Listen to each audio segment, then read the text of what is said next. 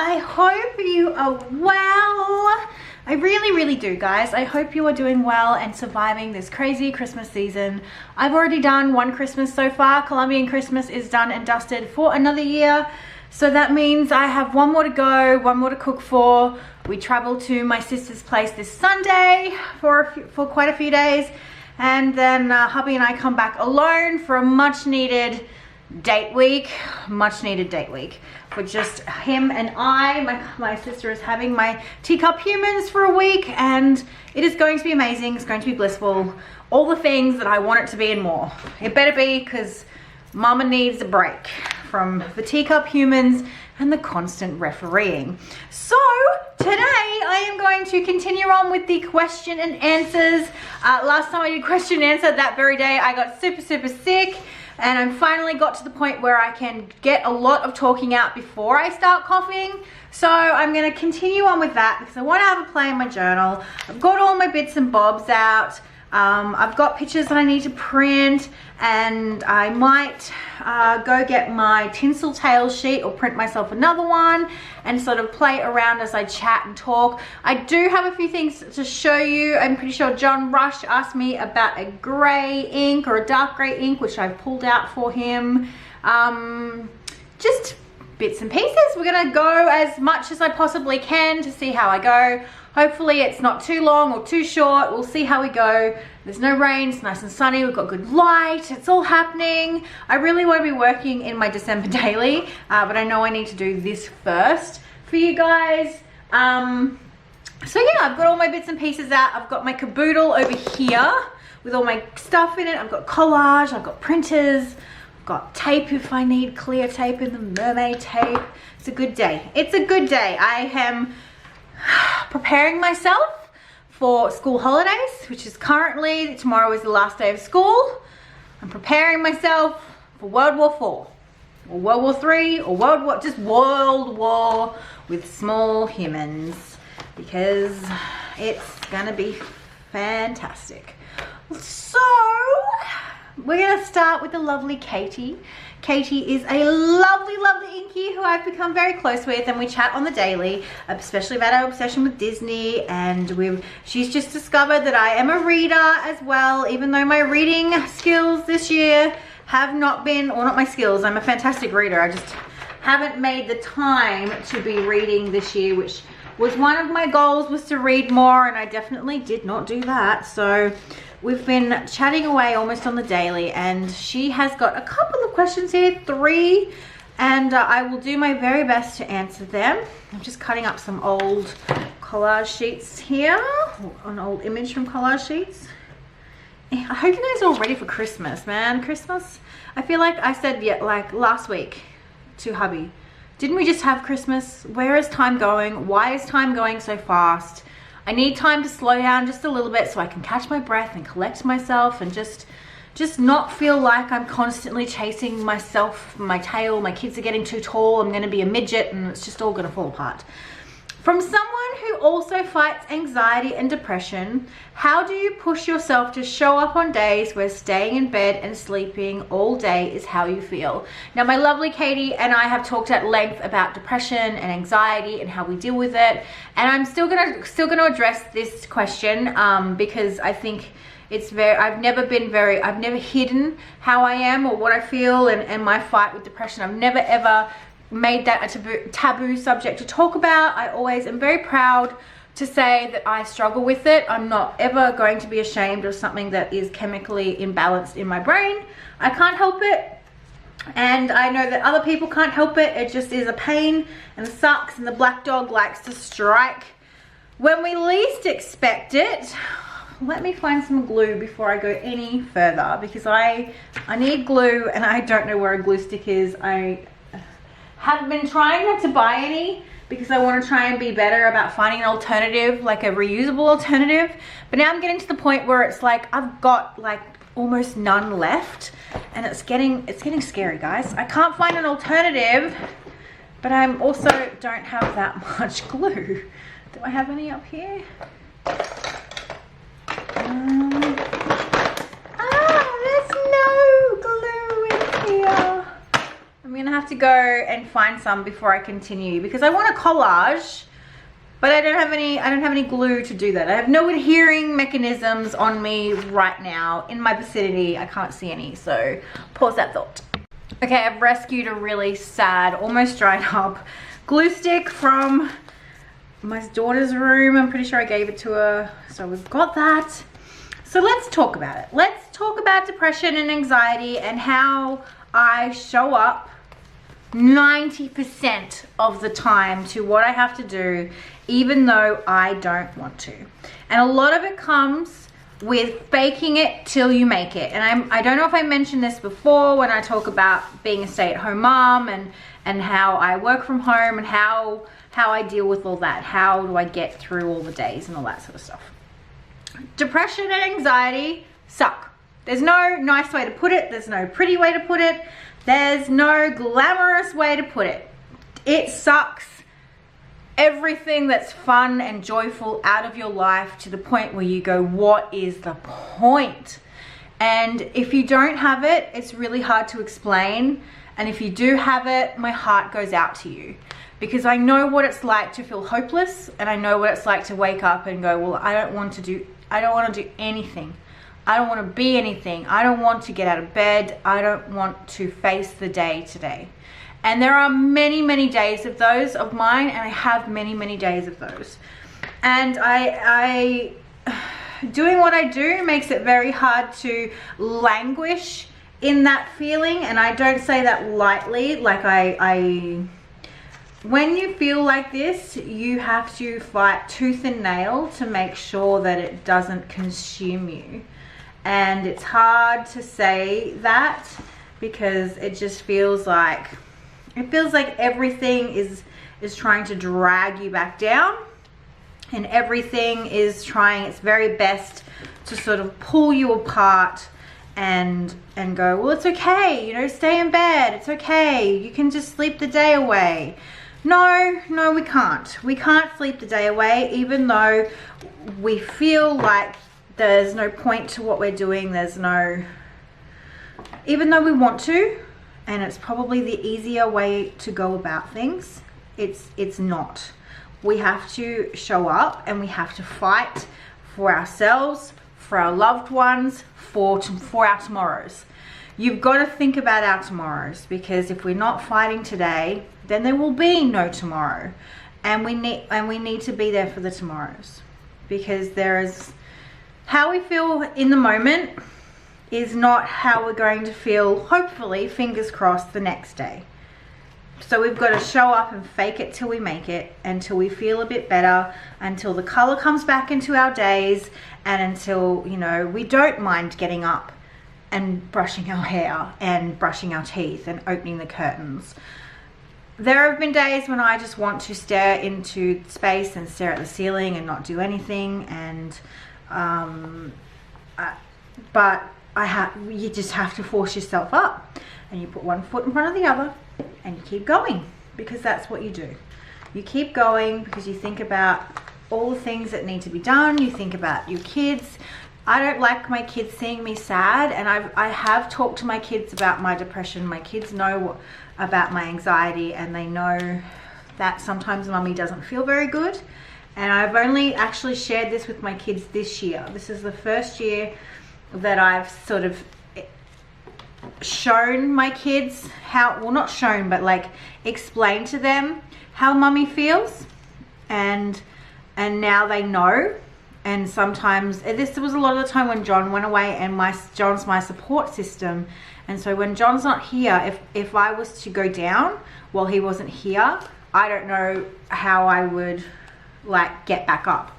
And so I had to explain to the kids what it was like, what I felt, how they could help me, and that sort of thing. And that's been a really amazing thing. But my love, we just need to get up. We need to put one foot in front of the other, and we need to fake it till we make it. And I feel like that's not the best way to give you advice, but we need to be there for the tomorrows, and we need to make sure that the tomorrows are worth being there for. And the only way we can do that is to get through today.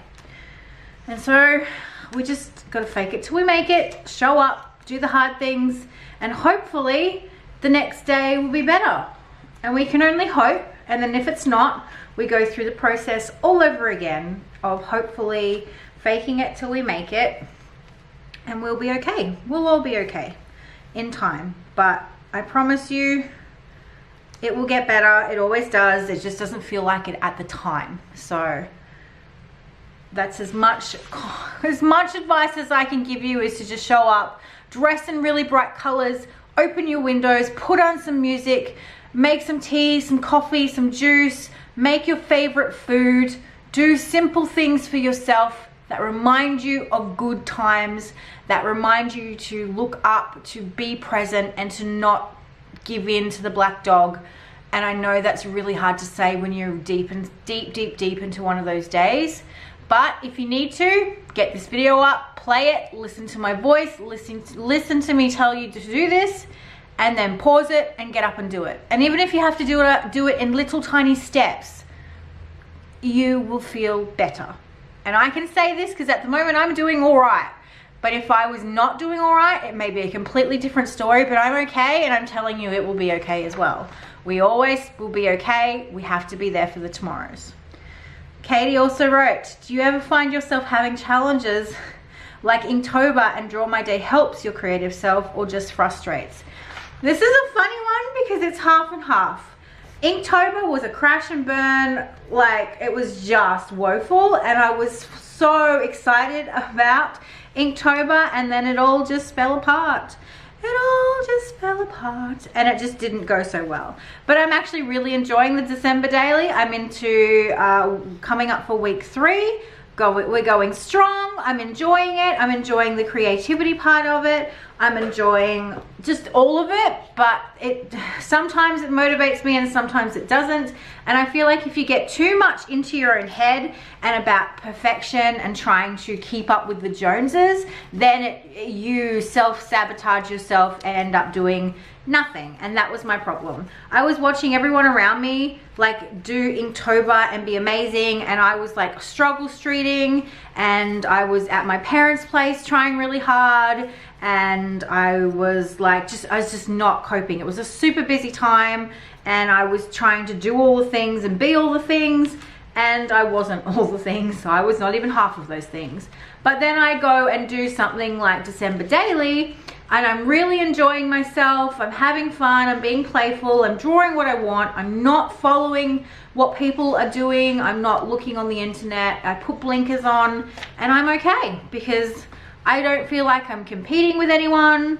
I'm not trying to be like anyone. I'm just running my own little creative race, and that makes me feel a whole lot better. And that doesn't say that I'll always be that way, because I do really love seeing what the community is doing and how it's changing and all that sort of thing. But at the time, I was not ready.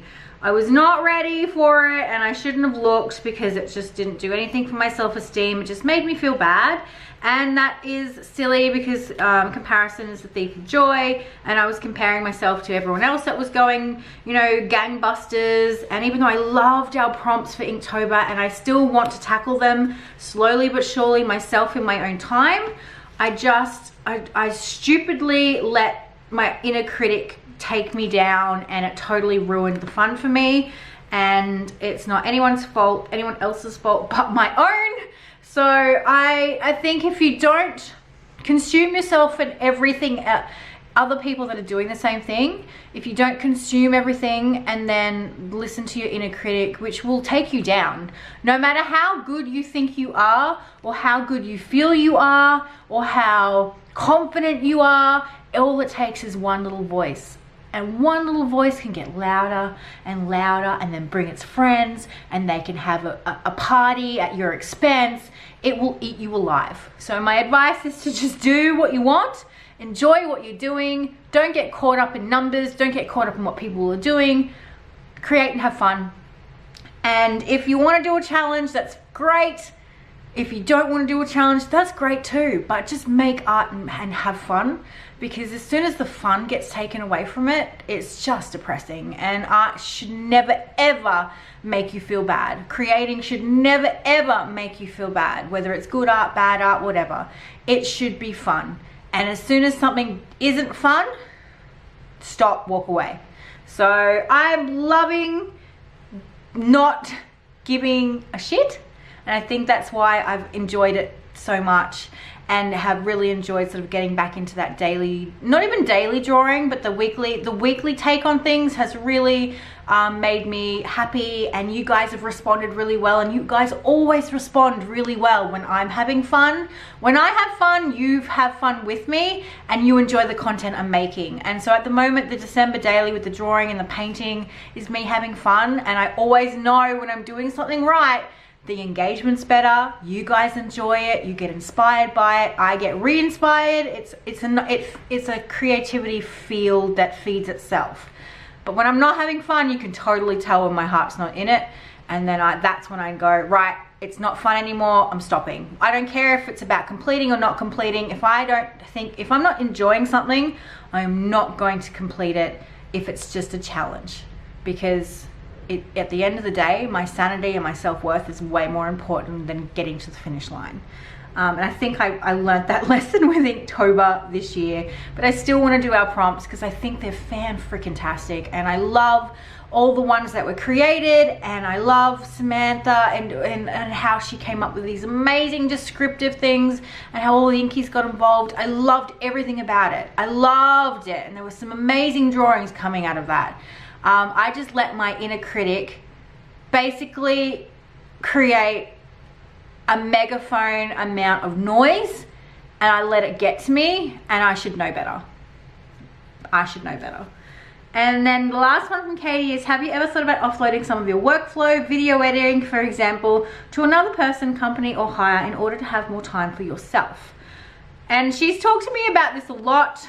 She talks to me a lot about me burning myself to the ground and being working too much, and maybe I should farm out some work and blah blah blah blah blah. I'm not there yet. I'm not big enough yet. I don't feel that I'm big enough yet to need someone or to be able to afford to pay someone what they're worth, because I would never want to pay someone less than what they're worth, especially in a creative industry, because I feel very strongly about being paid for the work that you make, and I wouldn't want to give anyone less than what they're worth. Now, at the moment, I still have many goals to reach. My husband and I still have a house that we're saving for on the side. We still want to do some travel before the kids get too much older. There's a lot of things that we want to do financially that having someone come and edit my videos for me, it's just not viable at the moment. I have considered getting guest artists in for collage sheets, but I'm okay. At the moment, things aren't too bad. If my store, my online store, when it launches, gets really popular, I will obviously get someone in to help me with that. But they're milestones I haven't yet reached. And so I will cross those bridges when I get to it. But at the moment, it's me, myself, and I'm okay with that. There are days when I am tired and I'm exhausted, but that's a good feeling to have. It knows that I'm doing something right. So at the moment, no, because I don't feel like I earn enough money to pay someone exactly what they're worth, and I don't want to ever offer a creative or anyone in that fact less than what they're worth. So I wouldn't do it unless I knew I could financially do it. I did get a cleaner, did hire a cleaner, and that was one of the best decisions of my life. It means that my house is clean because I work here 24/7, 7 days a week, and they come once a fortnight. It's fabulous, it's great, I love it.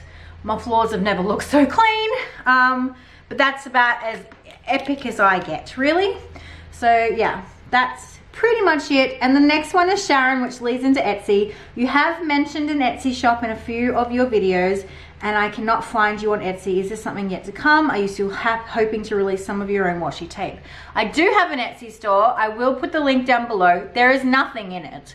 And I'm still toying with the idea of whether I want to launch on Etsy or whether I want to launch on my own website and have a shop inbuilt. Etsy is easy and does it all for you, but there are a lot of fees involved. Yes, I will have my own store, whether it be on Etsy or on my own website. I will be doing washi tape. Yes, I still want to do that. I want to make monster faces. I want to make graphic washi tape. I want to do a lot of things. It is coming. I have already created monster tip-ins, like miniature tip-ins. I've also turned a lot of the Monday mantras into postcard tip-ins and postcards, which I've already got back. I do want to make some a little bit smaller because I feel like they're too large, especially for your journals. They'll be great and amazing for postcards, but when it comes to smaller journals, they're just a touch too big. So I am going to get those reprinted, and I really want to make stickers. Vinyl stickers, so I'm going to be doing that as well with some of the creations that I've created, some of my very favorites. So yeah, it is on the agenda for 2019. Go big or go home is what I basically said to myself. There's no harm in trying. There's no harm in like just jumping with your eyes closed. Basically, it either works or it doesn't work, and I kind of did the same thing with Patreon. It either works or it doesn't work, and obviously Patreon worked very, very well. So I can't lose anything from opening up a shop. Like, I'm not losing anything except my pride, but I don't think that will be the case, because I know that there are many, many people that are not inkies that have wanted to buy my work in some way, shape or form, and I've just been so, not slack, but so stressed and anxious about the whole process. I'm a worrywart. It's what I do. It's how I am. And so I've just not wanted to take the chance in case it didn't work and I failed. And I need to get over myself and put on my big girl pants and just jump. And I've said this a lot of the time, and I started the process by getting the postcards things and done. Hubby's got 2 weeks off in January. 1 week of that's kid-free, so we're definitely going to hunker down and see what we can do together while he's got that time off in between our dates. So it's coming. It's going to happen in 2019. I will have a shop in the first 6 months of 2019. That is my promise to you. John Rush, my lovely, lovely John. I am just getting more into using my fountain pens, and I'm looking for a great dark gray or black ink that does not react to watercolors or other types of wet media. What is your go-to ink? Does it come in cartridges or just a bottle? So I bought out my dark gray, which I love and looks like lead pencil, which is why I bought it. But I will go get my black as well, and I'm pretty sure I've mentioned, well, I'm not pretty sure, I have mentioned this ink before to you guys several times, but I will show you a cartridge form of black ink that is also waterproof, which is what I use in my Midori fountain pen, which I found to be fantastic and I love, and it is waterproof, so go grab that as well. I only brought the gray out, and then I just reread the question that is black questions as well. So I'll go get the cartridges, my black ink, which I'm not almost out, but I've done a huge dent in my black ink, which I feel should be like an achievement unlocked. All right, I have found them. Sorry, hubby's messaging me about how much woe cake he's eating because he's still sick and emo as they come. The Atramentis Document ink is by far my favorite waterproof ink. I was introduced to this by Babette. Babette uses it. I in turn got the black. I have tried different so-called waterproof inks before, but none of them I have liked until I got onto the Document ink brand. Now, the Atramentis make non-document ink, so the normal fountain pen ink that is not waterproof, but when you get the Document ink, it is waterproof. I also have the pink, and I think I have the red. I have like a wine color that's not waterproof, but yeah, I love the Document ink. I actually also use this to paint with when I want waterproof paint. I just use a paintbrush, and that's how I do it. Now, Urban Grey was a fountain pen ink that I'm pretty sure Liz Steele had a hand in making as well, and that's why I absolutely adore it. I grabbed it as soon as it came to Australia. It is very, very reminiscent of lead pencil. I did try Lexington Grey. I hated it. I got rid of it. I gave it, I think I traded it with someone. I did not like Lexington. Oh, good job. High five in the face. I'll fix that in a minute. I did not like Lexington Grey at all. This is, I mean, yeah, this is Lexington. Oh my goodness. This is the Urban Grey from the Atramentis, as you can see. I love it. It looks like lead pencil. It does a really, it's like a nice sort of warm gray. I just really, really enjoy it. I have had it in pens before. Currently, I only have one fountain pen inked. I cleaned out the rest because it's just too hot in Australia. My fountain pens were drying up like crazy. And because if I don't use them on the daily, which I don't, because I normally have a favorite and I normally use that favorite, they were just all drying up and it was just making me absolutely crazy. But this is the Urban Grey document ink. From Diatramentis. I will link that down below. I'm pretty sure Jet Pens should have it. I know Larry's Post, which is where I got my bottle. That's for the Aussies. They stock Diatramentis document inks in various colors. And obviously, my favorite is the black. I love the black. It is fantastic. It is super black, and that's one of the things I really, really love about it. It's nice and thick, and it is waterproof.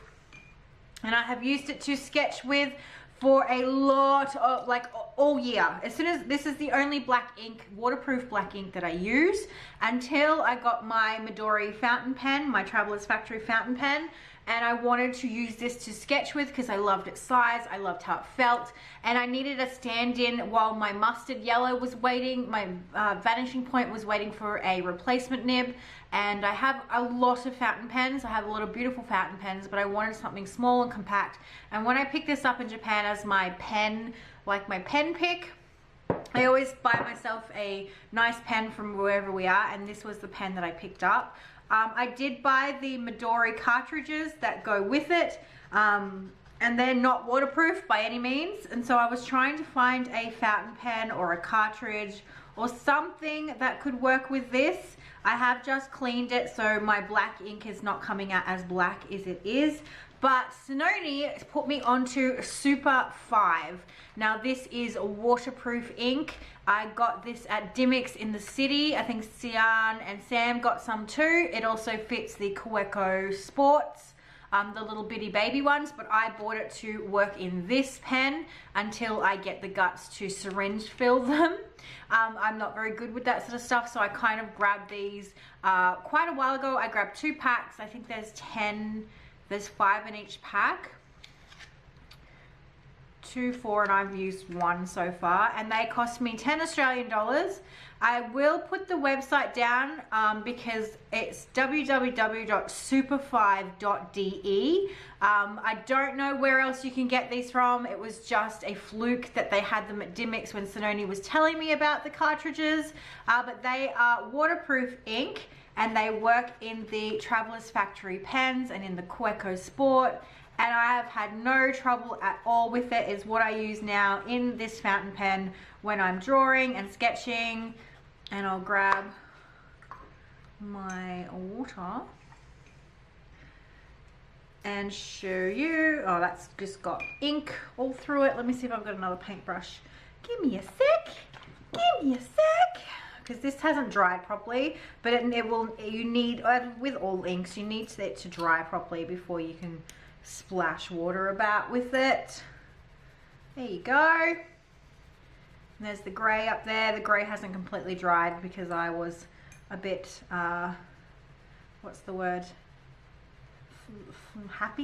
Happy with it, so because it's not completely dry yet, it's still ghosting a little bit, but they are my favorites. I will put links down below. They also have made it, my black one anyway has made it into my top art excuse me, my top art supplies for 2018. That video is coming soon. So my top journal and art supplies, that pen, this pen, spoiler, and this ink are in my top art supplies of 2018, as well as my Mustard Vanishing Point. Even though I didn't get to use it all year, it's by far my favorite fountain pen, and I will be getting a replacement nib for it because I miss it too much. And yes, I know my Decimo nib fits it, but I'm having trouble with my Decimo nib as well, which is why I'm currently not using it. My champagne pink nib is skipping constantly. I've cleaned it, I've done all the things. I'm still having issues with it, so I need to go find someone to give me some, help me with it, but it was not a lovely experience, so I stopped using it until I can get it worked out. But they are my fountain pen inks for you, John. I hope that helps. Give this one a try. It may not be dark enough for you. Depends on your nib size. If you've got a thicker nib, it will be darker. But I've really enjoyed sketching with it because it reminds me of lead pencil. And It's waterproof, I love it, but my tried and true Black Diatramentus document ink, hands down my favorite, will replace when it goes, because I think I'm probably down, I've shaken the bottle, but I'm down to about here on my bottle. So that's a big step. It'll be I think it'll be the first bottle of ink that I finish, and it comes with 35 mils of ink, and this has lasted me well over a year, I think, pretty sure. Probably close to a year and a half, 2 years, so totally worth the money. Love, love, love it. And obviously, if you were looking at cartridges, these are fab too. They're just small. That's the only problem. So if you've got pens that take, not cartridges, but what are they called? The things that you fill up. Oh my God, brain melting. Everyone's probably yelling at me. Syringe, no, not syringe. What are they called? What are they called? Oh, no. You can tell I'm tired because I'm forgetting what they're called. Converter. If you have a converter, this will work. I fill all my pens with converters, but yeah. But I didn't have a converter small enough. Although the Kaweco converters fit in here, they're really fiddly and annoying, and I hate using them. So I will use these, and then I will learn. I'll get Sononi to come teach me how to syringe, or Sian, to syringe fill my cartridges with this. Hope that helps, John. All right, next question is from DH, and she's had a couple of questions. So I'm just gonna close up my fountain pen so I don't dry that one out. What kind of work did you do in your past? In all of your videos, even the ones on YouTube, I don't think I've ever heard you mention anything outside of when you're at university. Good question. There's not much to tell. I got pregnant really young with my son. I was like 21, 22. So I had like those typical jobs of checkout chick, and I was a gift wrapper when I worked at Maya, which is a huge department store. I did Christmas gift wrapping, then worked behind the register. I've worked at a Chinese restaurant as a waitress. What else have I done? I have mainly a checkout chick. That was like my main sort of job. I've also worked at when the kids were really, really little and my mum used to babysit, I worked in a camera store, and I also developed photographs. So it was like one of those when film was still doing quite well and people were still getting pictures developed, digital or otherwise. I was doing that in Inverell, but the store's since shut down. So I was developing film and helping edit photos and doing darkroom stuff for them, teaching the older parts of the community, the country community, how to use the like the photo machines when they put their media in and print their photos. I did a lot of that. I worked there for a really, really long time. And then the store obviously shut down because it's really hard to keep one of those stores going in a tiny country town. So there was that, and then I also had my own yarn dyeing business, which is the Inner Stitch. So I did that for a really long time until I got too big, burnt out, and quit. And then I kind of didn't do anything else, and then I decided to start making YouTube videos. So I didn't ever have a proper career in the kind of sense that you're talking about, because I had my babies really young. I was 21 when I had Lige, and I've been a stay-at-home mum ever since, besides those like little jobs, the little part-time jobs, casual jobs. But then Patreon, I started doing YouTube as a way to sort of keep myself sane while living in the country, and my YouTube kind of became the thing that I did after I left my ex-husband. When I walked out, I actually started YouTube just after that, and then it went from there. That's kind of where everything sort of catapulted off, and here I am today.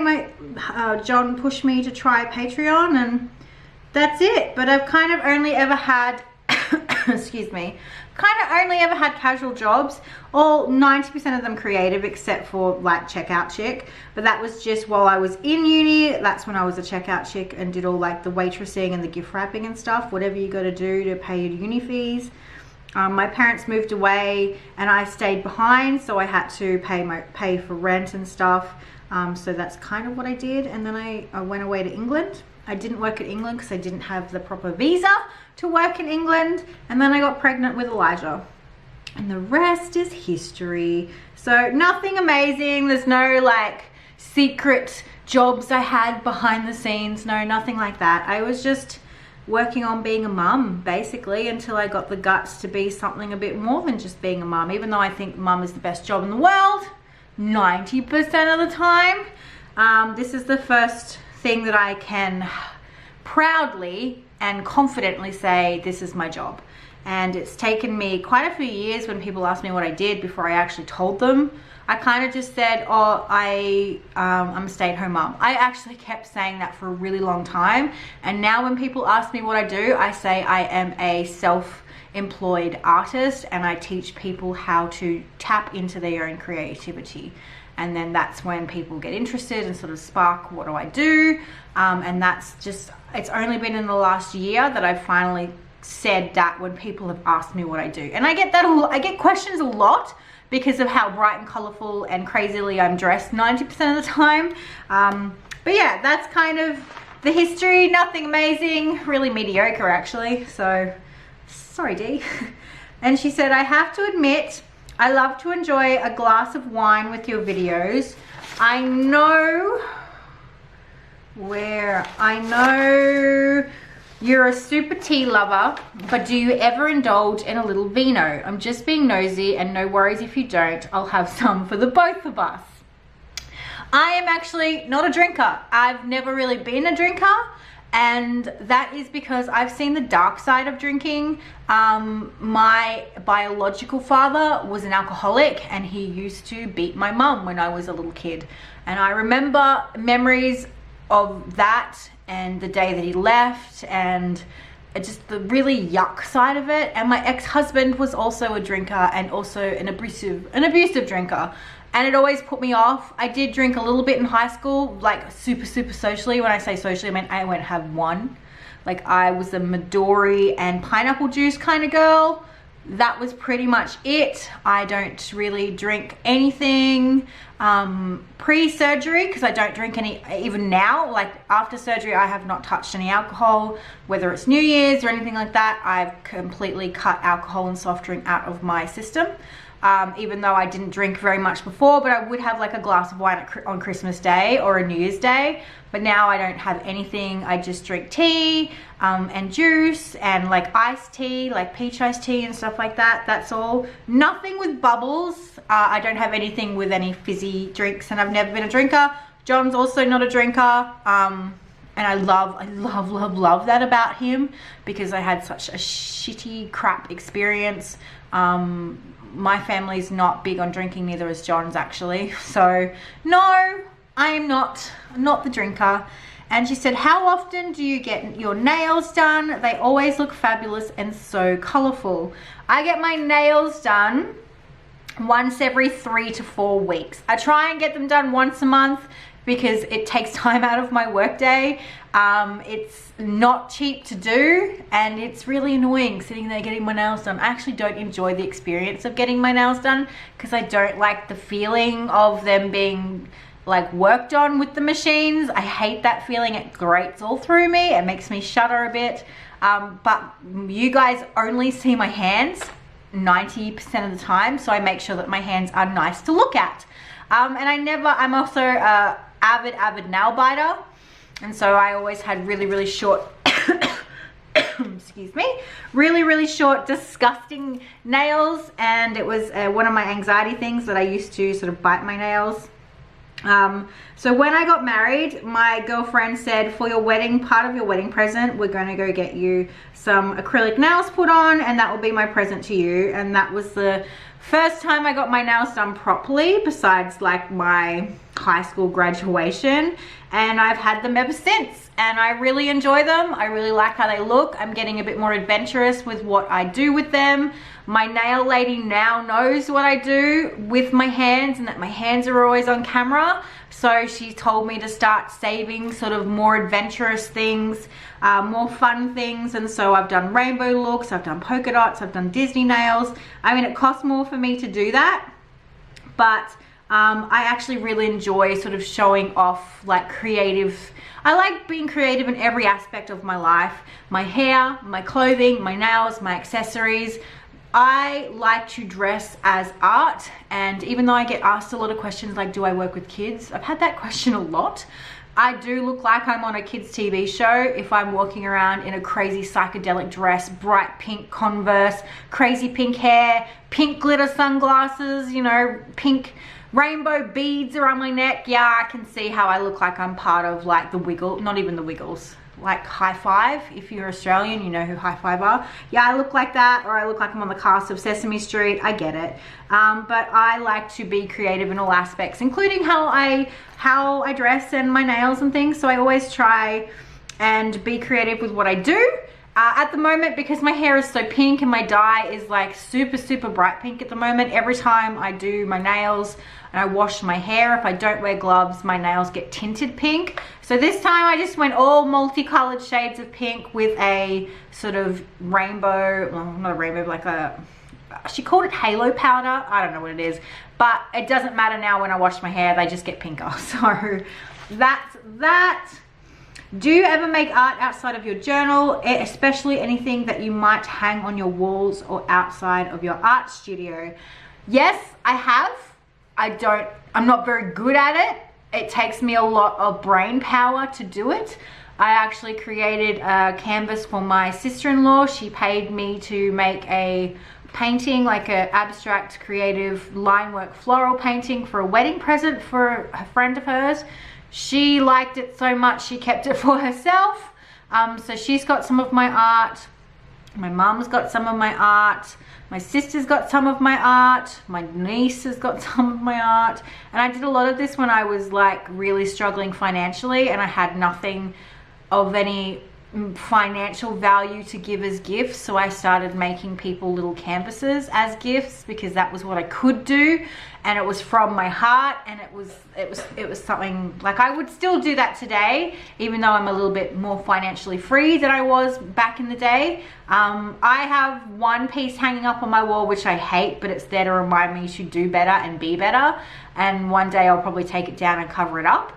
But most of the time my walls are covered with other people's art because I just don't feel like my skill set is strong enough off the page. I don't enjoy it, so my stuff looks stiff and it looks too try-hardy. I don't know. I think I would need to do a lot more work and practice and experimentation off canvas in order to be happy with what I made. I mean, I can always take my drawings and get them put onto canvas, like my monsters and things, and get them digitally put onto canvas, but as like off the page stuff, I'm not that awesome at, which is something that I should probably work on, because I think hubby's asked me a few times for paintings for our lounge room and stuff, and I'm like, dude, I don't want to see my own stuff in my lounge room. I want to see someone else's stuff. So no, not often. It has happened. I just don't like looking at my own art. I'd rather have support a different artist and support their business and their creative practices and have their art on my walls. The same way you guys support me, I like to support other artists. And canvas art and things out of my journal pages is just not my strong suit. And I probably should rectify that and just practice makes perfect, but at the moment not too much. I have, but it's not my favorite thing to do. I feel more safe and secure inside sketchbooks and inside sort of like journals and things like that, or even on scrap pieces of paper, but it's not something that I enjoy. So it's like pulling teeth, but basically I try and avoid it at all times. Jen Brown, I would love to know about your weight loss journey as well, if you don't mind sharing, since being in one myself. One last year May. What you eat a day? Did you meet your goal weight? I myself have not yet, so I try not to be disappointed in myself since I have come a long way. I'm sure you understand the struggle. Thanks so much for what you give, Courtney. I will actually do a video separate, like a bonus video on this, because there's a few people asking me about my weight loss journey and what I eat and stuff like that, so I will do a video on that separately. A, not met my goal weight, super disappointed, but I knew I wouldn't because of my broken thyroid. B, have actually gained a little bit of weight back because I have not been eating properly and taking care of myself, and that's a 2019 goal that my husband and I are going to rectify. I graze too much instead of eating actual meals, and it's become like a bad habit like I need to change. And I mentioned this in the Grateful Heart series with my relationship with food. I've only gained a little bit of my weight back, but that's enough to scare me to just take stock and see what's important and to start thinking of food as fuel and not anything else. So because I've been so busy creatively and business wise, and this year's been so crazy packed with work, and I'm very, very blessed to have that, my health has gone down because of it. So I need to learn balance. And I think I've had balance as my word for, it was meant to be my word for last year, and I may have to readopt balance again this year because I need to find balance in keeping myself healthy and doing myself a favor and just starting to take things a little bit more seriously. It would be 2 years in this next February that I've had my surgery, and I've still got a heap of weight to lose because I had a heap of weight to lose in the beginning. And like my surgeon said to me, you're not going to lose it all. And I said, I understand this, but I also need a head start. Like I need to see that there's progress because my weight with my thyroid makes it really, really, really hard to lose weight, and what weight I do lose is very small compared to other people that have had the surgery. So I will do a proper like video on it in the new year when I feel like I'm a little bit more on track, because at the moment I'm not a role model for anybody when it comes to weight loss surgery, and I wouldn't want to put that, I wouldn't want to project that out on myself or to you guys, because I feel like I can do better and I can be better for myself before I can be better for you guys. So I hope you understand. It's not something like I'm not running from it. I am gonna face it head on, and I'll have a bonus video coming in 2019 where I talk about it, where I am actually looking at doing a journal about it and sort of being accountable, apps and trackers and things like that in 2019, because I really would like to get closer to my goal weight. I was so close to double digits, and then after Japan things just got all really chaotic and busy, and I just stopped taking care of myself, and it's not good because it's not going to get easier. I'm not getting any younger, and my hubby has also put on a bit of weight and he's not feeling his best self either. So we're actually going to do a lot of changing in, it's actually starting date week. Stupid to do it date week, but I think it's the best when there's no kids around for us to sort of get into a better, healthier habit for ourselves and for our kids. So there's that. Mona, I love the look of your journals. How do you manage to keep work and your private life apart? I mean, you certainly started journaling because you love it, but do you see it as work now, or is it a mixture of pleasure and work, or is it still only pleasure, but you just got so lucky to make money with it? Did you ever try a Shikespeare TN? Which folio or TN, no matter the size, is your all-time favorite? And I will always use this again. Oh, and what happened to the reduce waste journey?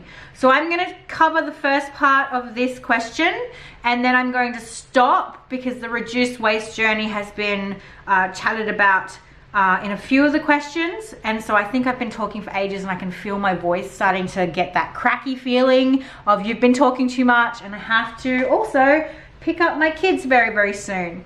Work and private life apart. I am very particular with what I share.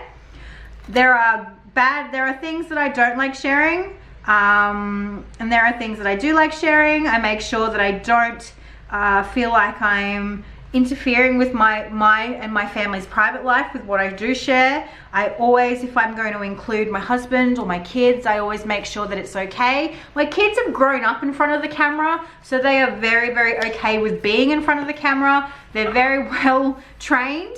And they've never not said, Mum, can you stop that? Mum, can you stop filming? So they've been really, really, really good, and they have no issues with it. My son actually would prefer to be smack bang in front of the camera as opposed to behind it. My husband's gotten used to it with time. He's gotten very used to posing for photographs for me because he knows that I love to document our life, and it is still very much a pleasure for me. There are times when I feel not so creative and not so on my A game, where I sit and think, oh, do I really have to make this video today? But that's purely because of how I feel mentally and not anything to do with the work itself. So I could be like, I am super passionate about art. I live for art. I breathe it. I love it. I think about it all the time. it's who I am. It will never be something that I just go, ugh.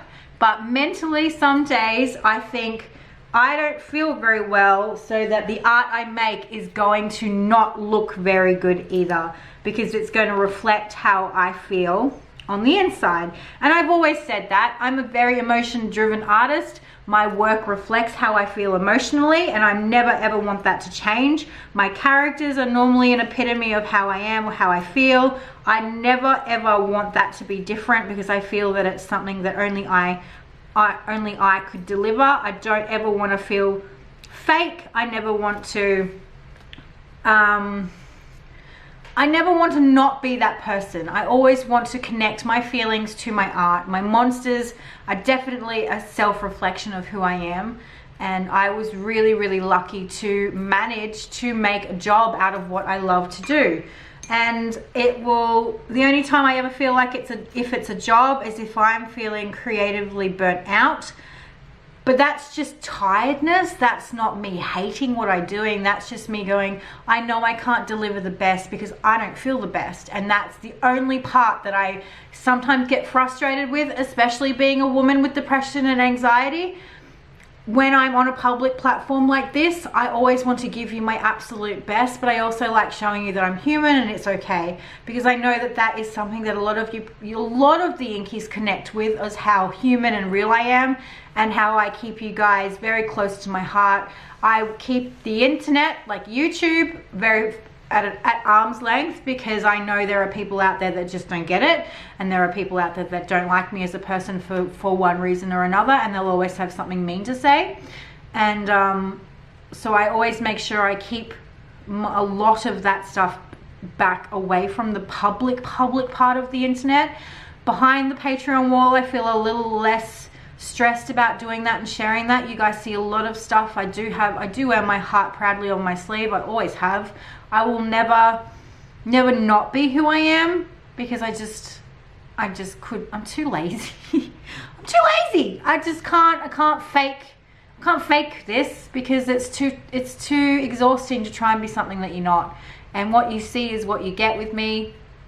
I am who I am. I'm not going to change.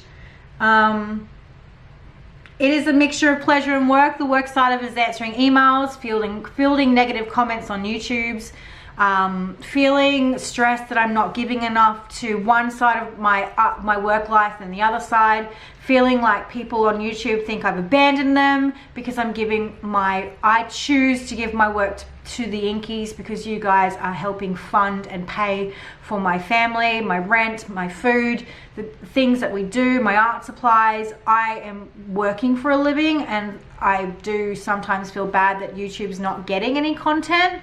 So that's the only work part of it that I hate, and I don't even hate it. It's just something that's very time consuming, but I love what I do. And I always say, whenever I talk about my job, I am very, very blessed that I got to do this as my job. Very, very, very blessed. I never take it for granted. I never ever, like I said, take it for granted, because tomorrow could be gone. And I always think like that. And people always say, you shouldn't be thinking like that. And I say, well, nothing's permanent. Nothing's set in stone. I don't want to ever stop working hard, because people could just go, oh, she's given up. No. I live and breathe this stuff. I will be constantly trying to find ways to make you guys feel creative and feel strong in your artwork, and to give you ideas and to help you become better, because I want to become better and I know what that feels like. Have I ever tried a Chic Spo? Yes, I've owned one. No, I've owned two. I've owned a Creme Brulee Field Notes, and I've also owned a Mr. Darcy in Buttered Rum, and I have sold or given away both of those. And I haven't ever repurchased from her. I think I also had like one of the zip up pouches, and I also sold that. But that's it. And when it comes to which folio or TN, no matter what the size, is your all-time favorite, I will always use this again. And if I was completely honest, it would be my standard size gold Giramondo and my original Midori, because they are two books that started my journey that I love indefinitely, to the point where I actually emailed Waco at Balm Kitchen and asked if I would be able to send them my original Midori and for them to customize it the way that my camel is done, because it holds such a special place in my heart. So I am willing to take that financial huge step in order to do that, and they were very lovely and said that they could. I just have to be liable for getting it to them. But they are my two favorites. I will put videos on them on the screen now, and then I will come back quickly and say goodbye, because I think this has been a long enough video. So this is my original Midori, and it does have Midori and the corner before they became the Traveler's Factory. And I love this thing so much. It's got such a beautiful patina on it. It's so buttery and soft. So I think I will definitely probably do the same sort of setup as this one, but with a C as my engraving, and I will have the same pockets here, but on this one I think I'll have a secretarial pocket instead of a zipper pocket, because I love the customization. I think it makes them very, very unique. It also makes them a lot more functional and a lot more sort of versatile, and I wanted to do that. I wanted to do that with this first, but they didn't offer it for international people for the customization. But now they let you, but you have to take responsibility for getting it to them. Like, that's on you. So I'm gonna take that risk, and I'm going to get this one customized. This one will never leave my collection. I love it so, so much. It was the first journal, leather journal, that kind of started my journey on YouTube. I love it to death. And then this was the second one that I went to after, because I loved the pockets of this, and this is kind of the same sort of style. This is a Giulio Giramondo in a gold. It's got a heap of patina. I've had it for several years now, and it was a everyday carry, used and abused, and it was like a much lighter color when I first got it. It's got lots of love in it, and it's currently the one that carries my planner.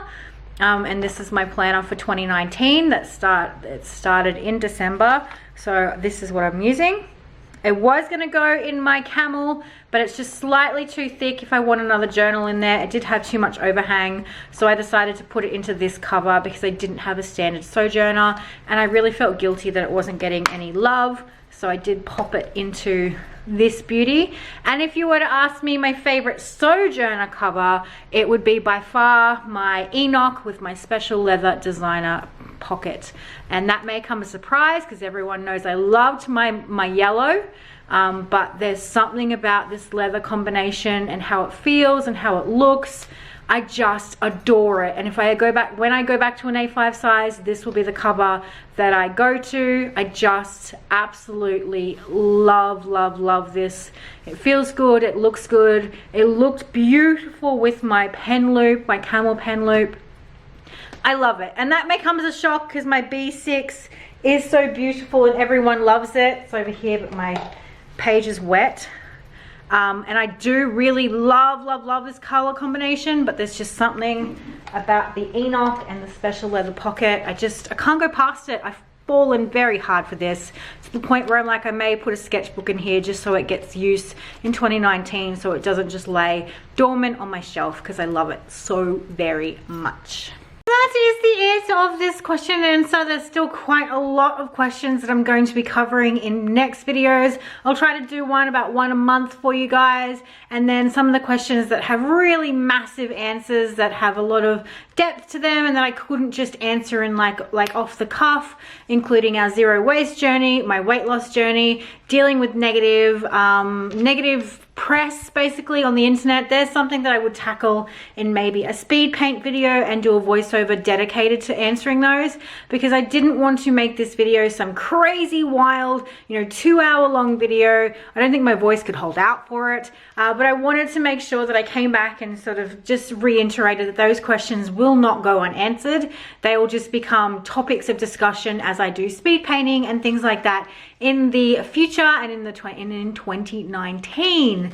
So I didn't do much in way of actually creating, because it always seems to be the way. I find it really hard to chat and talk, especially formulating answers to questions that are so deep and meaningful and close to my heart, such as anxiety and depression and all that sort of thing. It's really hard for me to focus on what I'm doing at hand and also give you guys answers that are truly from my heart. So I always try my best to do as much as possible. Again, I'll probably work in this journal page or in the next couple of journal with me's, but the next video will obviously be with my December daily. I'm really enjoying the December daily videos and the whole look of it and feel of it. And I've been watching whimsical sketchbooks from Sketchbook School, a class that I enrolled in, because it just looked beautiful, and that's just spurred on my want to make more daily sketches and stuff like that. So I think this is a good time, good feel, and I like the fact that I'm not doing it every single day. Like, I'm not drawing every single day, or I think I'm really just dipping my toe back in the water and easing myself in. And I think doing it on a weekly schedule is really handy and less stress. And then as I get more momentum and I get more confidence, I'll definitely can see myself doing a lot more of the daily drawing. I even considered an A6 Hobonichi, but I'm not falling into that trap yet. I'm not getting too cocky and too sort of ahead of myself.